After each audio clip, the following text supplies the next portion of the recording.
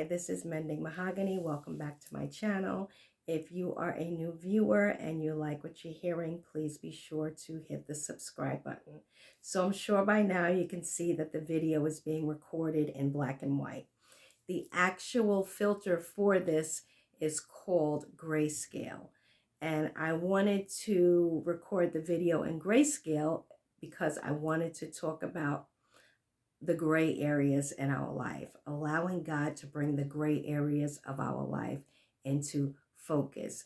And what is a gray area? It's an area that's undefined or unclear.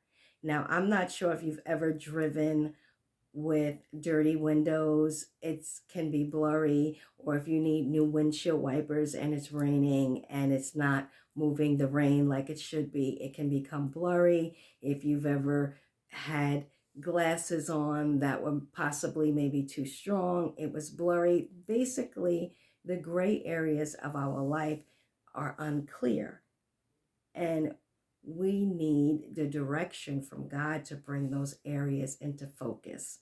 My husband has one of those cameras that have the detachable lens. So you put the lens on and then he turns it to bring whatever he's taking a picture of into focus. So my prayer for myself, and if you can relate, let me know, is to have God bring those areas of my life that are out of focus, that are unclear, that are undefined into focus. Because if you don't know where you're going or what you're supposed to be doing, how can you do what it is that you're called to do? If God is calling you to an area and you're unclear or it's undefined, how can you accomplish what it is that He wants you to do?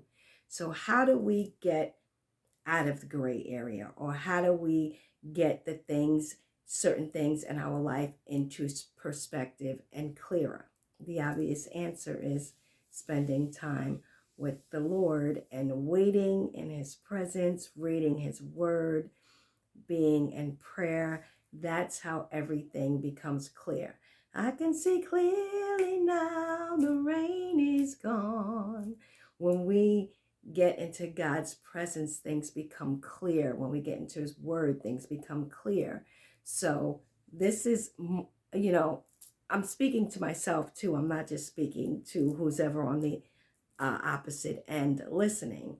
There's some things in my life that need to come out of the gray area.